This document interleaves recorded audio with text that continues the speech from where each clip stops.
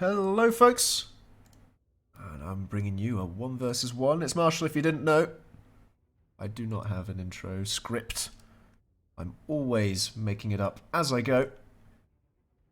As I say, 1v1 this time against, or rather between, PA Soldier and So let's find out who's playing where. Pixel Soldier in yellow on Turnpike over here. Starting with bots.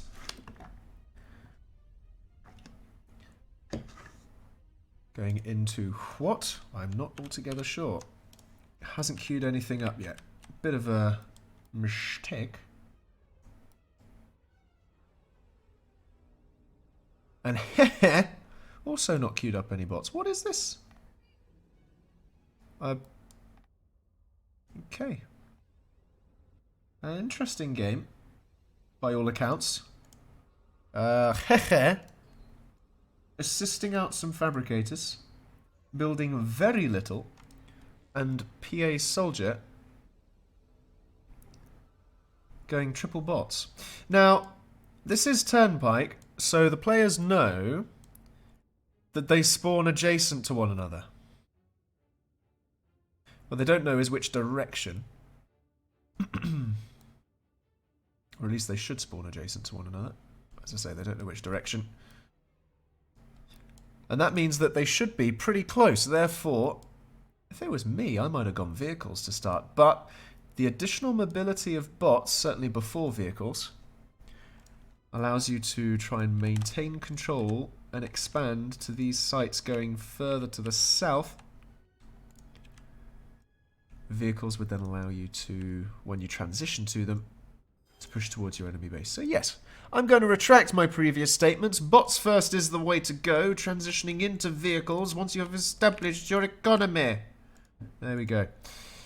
The accent, I don't understand, but Heiheih, with only one factory, is playing a dangerous game. 1 factory and 8 fabricators? Are you mad? Uh-oh, we've got Faberspam, ladies and gentlemen. And lobs. Lobs? Okay, it's one of these games. Right. Right. Okie doke. So, triple bots from PA Soldier. I'm just going to call him Soldier.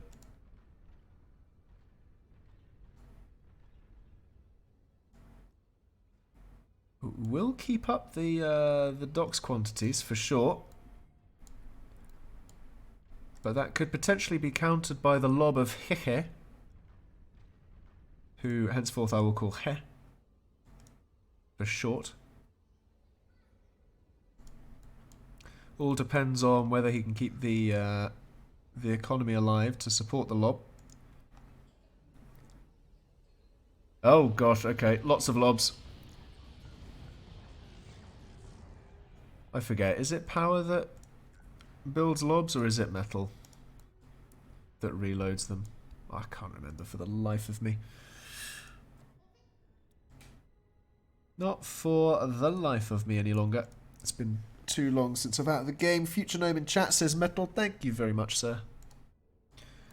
So you can't just spam P-gens in your base like in the old days and build lobs galore. You have actually got to maintain some kind of map presence. That's good. Now, the thing with Turnpike is the further south you go, the more metal you can get. But all roads lead to your enemy, and you just have to maintain control of your metal. It is a bit easier to control because of the mountains, but once you get to the 4, chances are it'll be facing your opponent, so that's really where you have to start worrying about stretching yourself. And the further south you go, the longer your frontier is that you need to protect. Now, we haven't really seen any engagement between these players yet. But first contact is about to be made. 3 docks versus 9. Who will win? I wonder. No prizes for thinking 9 would win. Here we go, we've got air coming out. And vehicles, they're strikers. Ready. Ready to strike. More lobs. And T2 bots straight up. Wow, that's early. That... okay. Lots of fabs going to be assisting that out, but the economy's not doing too hot. I say that as it goes blue. Never mind. Maybe if it was me, I would transition these fabs over to the T2. If I've got that many fabs, I just would. Neither player knows that the other is going for T2 at this point. They have got a little bit of radar coverage of each other's armies. But those lobs are producing a scary amount of docks. There we go. The armies have now equalized. And the thing is, Brown's armies of Heiheih are mostly consolidated right here. It could push right through. That of Soldier is kind of all over the place. Not really doing anything, not attacking, not harassing. Just having a few grenadiers will displace an army by saying, hey, chase me, chase me. You know you want to, chase me. And it's displaced. Meanwhile, the real attack is elsewhere. Up on the north, 2 mechs down and a factory to boot. There you go. And without pushing in, fear of doing so will allow the grenadiers to just keep popping away with pot shots. Now this army should not engage with this because they are completely outnumbered. Just save the forces. No reason to go in there. Just consolidate your forces, regroup, and then choose a better place to defend, even if it means losing a couple of mechs in the short term. Sending army in like that means that you'll be doing less damage to your opponent than you otherwise would be if you had a consolidated force. Yes, you'd lose more units potentially, but it might mean that they would have less effective ability to raid you going forward with their reduced numbers. Right. Next push is down to the south, now that the focus is up north and trying to defend. A few more fabs going to get picked off there as they go and re-expand way too soon. Re-expanding was a good idea, but just a little too soon. Docks coming in, hiding round the side of the mountain there. Turret not managing to withstand the numbers. The lobs are brutal. Orbital, why? I must question this decision. For intelligence, okay, I can live with that.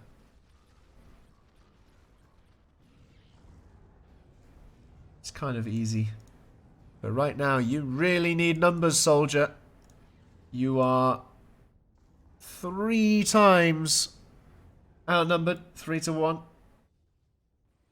And you've got a load of air when your opponent is building no air. Why are you building hummingbirds when your opponent has 0 air? Don't build hummingbirds, build bumblebees or Icarus or something that can attack the ground.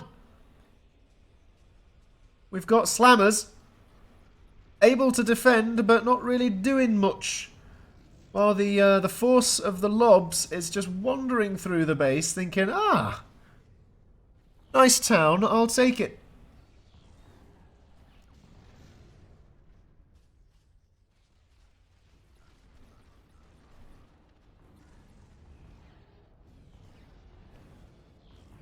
It's as if your neighbour just had an Amazon delivery and some shady individual walks past, sees a box on a doorstep because the delivery person didn't think to put it out of sight, and just wanders over and thinks, yeah, I'll have that.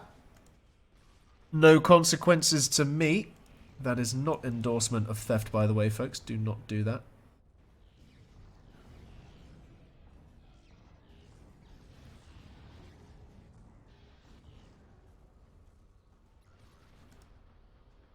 Because it's not fun when it happens to you.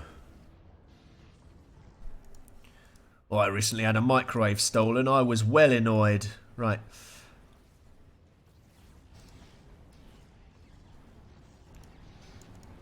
There's just... the numbers don't stop. They don't stop. The slammers have no hope. Especially not if they just sit there idly. This is disgusting. Soldier, Do something, mate. The lobs keep lobbing and they're going to keep lobbing. Ooh, what's this? Round the back, we have some units. Let's have a looky here. Not a whole lot of focus from Heiheih round the back. We have got some tanks there, so it might be able to go and take out some of these expansions. But these are what's enabling all of this to happen. Struggling on metal now is Heiheih.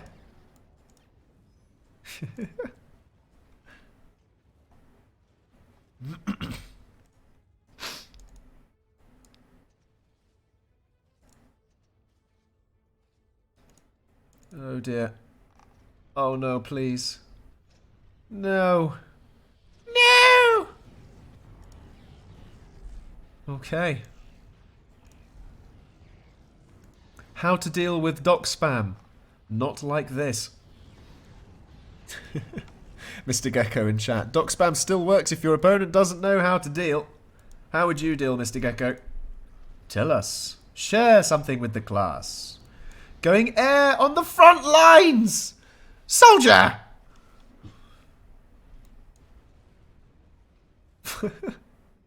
What are you doing? I'm struggling to understand. We now have blue hawks and sniper bots coming in with a commander on the front lines.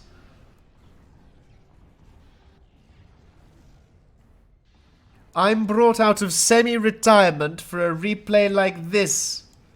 Unbelievable. I was enjoying my slumber. It is amusing though. Reminds me of the old tournament days.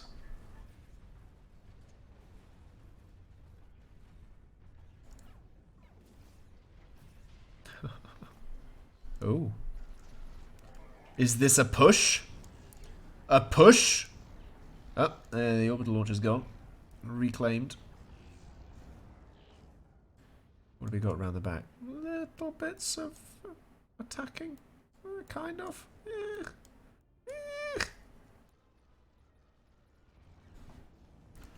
I'm amazed that Soldier is still alive. The only reason he's still alive is because he's got the T2 in this little gap. He's now getting some vehicles. But Heiheih is spreading out his units, I think, a little too much. If he consolidated and just kept up the pressure, the game would have been over, I think.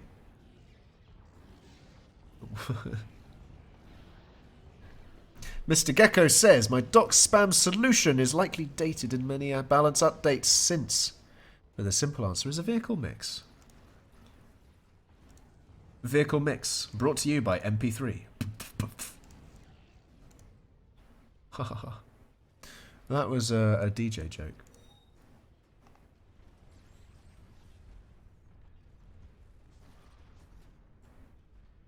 I honestly have no idea what I'm saying right now. I just had some chocolate, and a couple of crazy replays later, I am delirious. Right, we've got some Blue Hawks. Come on, find the commander and snipe it. Heiheih has the radar to deal with some of this stuff. He just needs a little bit of vision coverage. That's all in it. Maybe a few, if he decided to overcome his prejudice of vehicles, just build a factory and send a few skitters floating around.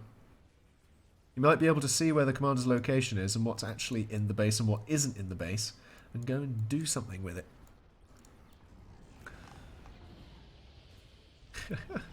Oh my goodness. Sniper bots do deal with the missiles though. Oh my word. It's not enough of them though.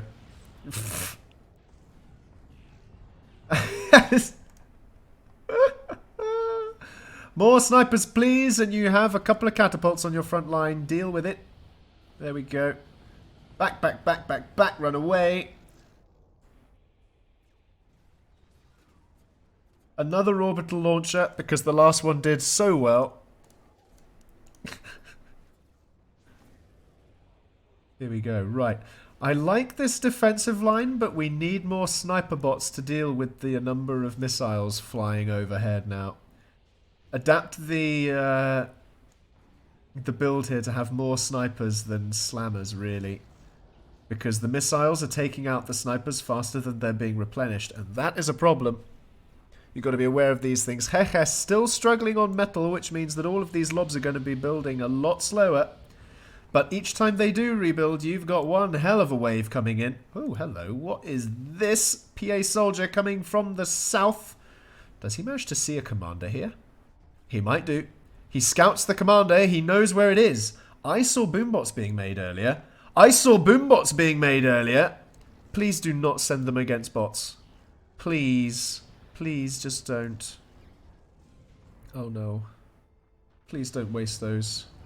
Right, we've got infernos. This is good. No! Don't do it! Don't do it! No! Actually, that's okay. Against the catapults? Yeah, but not against the dogs! They're gone. No! Oh, my word. I'm just going to get rid of those pictures in pictures. We don't need them. I don't think any of us were using it.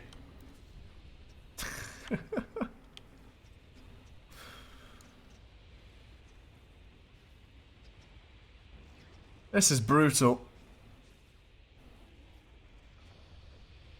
The amount of lobs is criminal. And this pelter creep that was attempted, thank goodness that was shut down, because that was just an overreach. Absolutely an overreach.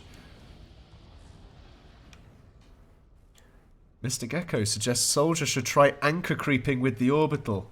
I don't think it'll work because the umbrella's already set up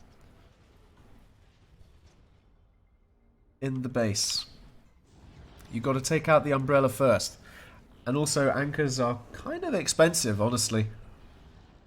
Especially when you're under this much sustained pressure. But amazingly, have a look at that economy tab. 300 metal. Soldier has the economy... English? Please, activate.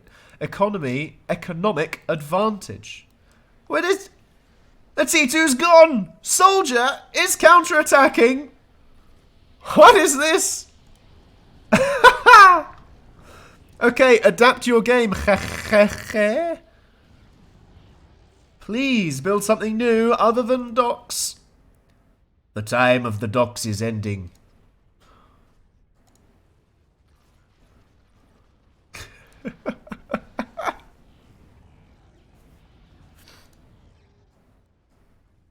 There we go. New factory coming up. But guess what? Just like the last game with Nick and Broom, we don't have a T2 Fabber. So it's starting from T2 scratch.